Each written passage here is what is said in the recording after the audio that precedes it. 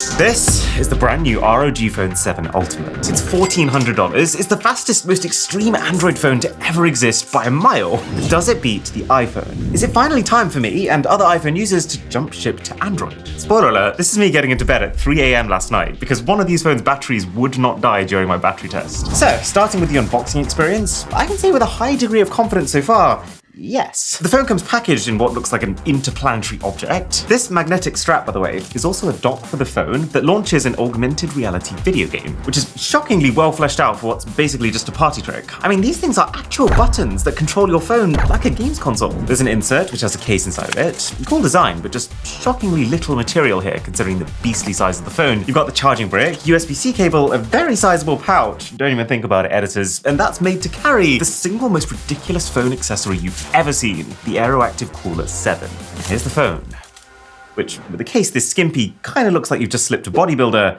into a bikini.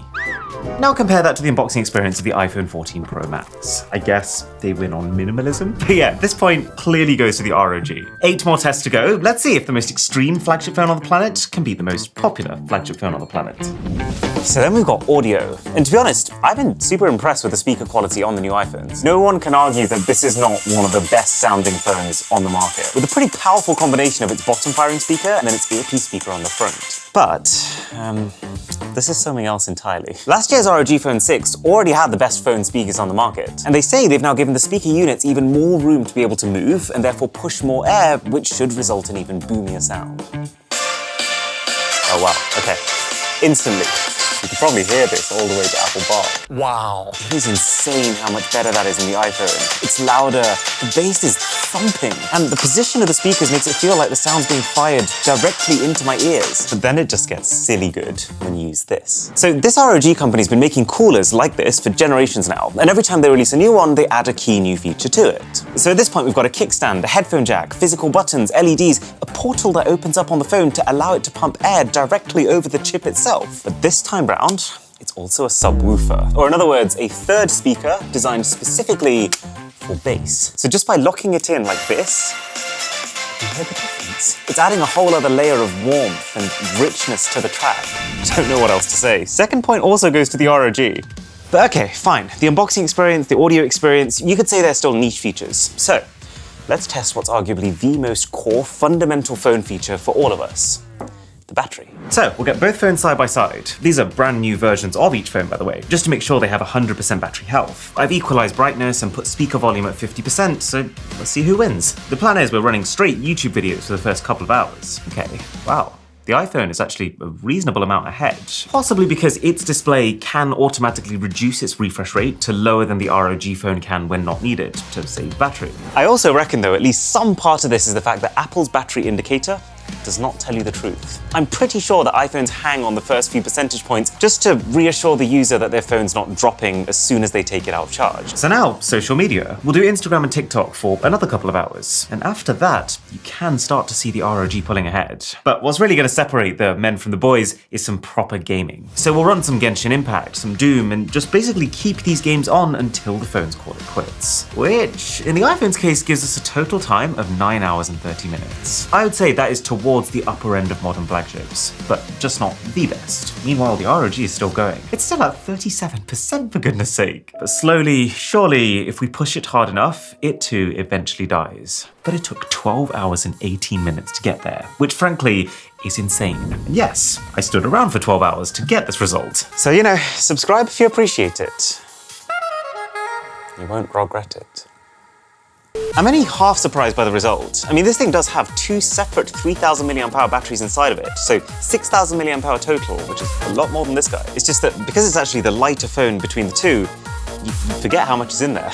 But then I was like, well, the phones are down here anyway. They're both at 0% right now. We might as well also test how fast they can charge. And you see why I ended up sleeping at 3 a.m. now. So I plugged both in using the original charging bricks and cables provided with them, which gives the ROG up to 65 watts of power. And the iPhone, well, technically 0 watts. It doesn't come with a charger. But assuming you'll pay the extra $40 to get the fastest possible charging, this brick can deliver 27 watts of power to an iPhone 14 Pro.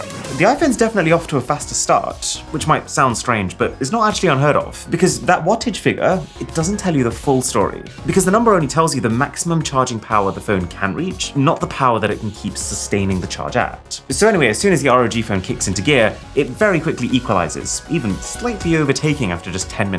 And something to think about is that the iPhone also has a far smaller battery capacity too, 4,300 mAh versus 6,000. So there's just less to fill up. And so the fact that it's even close sends a very clear message that charging speed is not one of Apple's fortes. And yeah, if you look at the final times for the complete charge, ROG Phone slips in at 1 hour 7 minutes, while the iPhone still has a way to go. So that's another point to the ROG. Now, you might well be thinking, well, of course the ROG Phone wins all of this. It's a $1,400 phone. But this thing comes with 512 gigabytes of storage by default. And if you go for 512 gigabytes on the iPhone, it's the same price as this in the US, and actually the much more expensive phone basically everywhere else. But surely the iPhone wins in the camera department, right? The camera is one of the reasons to buy an iPhone. Well, both phones have one camera on the front and then a triple camera on the back. And there's probably not as much in it as you might expect. The ROG has more natural background blur when you're taking selfies. It's just as sharp in 98% of situations, extremely good at those difficult dynamic range situations, arguably better than the iPhone. Not to mention that it has the power to shoot full 4K slow motion, which is far beyond the 1080p that Apple can do. But where the iPhone does pull ahead is intelligence. It's the way it identifies and treats faces so that they're the center of attention. The way it uses all of its sensors to focus on subjects instantly, even for finicky, difficult objects that most phones would struggle with. Plus, just generally, the video. Video requires far more advanced processing to be able to pull off well than a simple photo. And this is where the years that Apple has spent refining really pays off. So that brings the score to 4-1. One thing that I think will be a really interesting experiment between these two is Wi-Fi speeds. Because on one hand, most of what the average user does on their phone is internet related, and so you would kind of expect the most popular flagship phone to have that internet aspect completely nailed down. But then again, this thing is all about shaving off milliseconds of lag when you're playing online competitive games. So who actually wins? All right, let's start with the iPhone. We'll do Google speed test. Wow, okay. It's not too shabby considering we're tucked into an attic. And just over 40 megabits up. Same thing for the ROG phone. Ooh. I mean, that is an absolutely enormous drop-off. That's really, really slow in comparison. But just to see if I could get a result that felt a little bit more reliable, I also ran the test 10 more times in a controlled environment, but there were actually no consistent trends. The ROG seems to have higher peak speeds, but the iPhone seems to have more consistent speeds, especially when it comes to upload. But there's enough variation that I'd say, call this one a draw.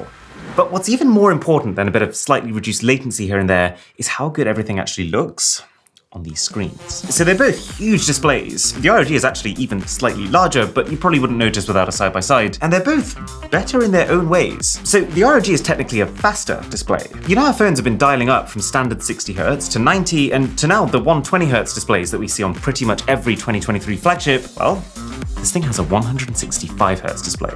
Proportionally, that should be nearly as big as the jump between 60 and a 90Hz display, which was huge. And yeah, if you scroll your home pages and record using a slow-mo camera, you will absolutely notice the difference. But my eyes are struggling to. It feels like one of those 50% more effort for 5% more gain type of situations. And to be honest, I think at this point, what makes more of a difference is the quality of animations, which Apple really does have nailed down. The ROG does also have a second display on the back, although I would say it's far less useful than the rear displays on most phones that have it. It doesn't let you preview the camera or check the contents of your notifications. It is almost exclusively just for those, hey, look what my phone can do moments. And then for the iPhone, we have a higher peak brightness, 2000 nits versus 1500, which basically covers you for those extra bright outdoor scenes or those extra dark TV shows. I'm looking at you, Game of Thrones and Ozark. It has LTPO tech, which is why it can lower its refresh rate all the way down to 1 Hz when not needed, which, as you've seen, does help it to save some battery. It has a slightly higher resolution and also symmetry. I'm fully aware that the reason this ROG phone has these top and bottom bezels is that people like something to grip onto when they're gaming, not to mention in order to fit these massive speakers in.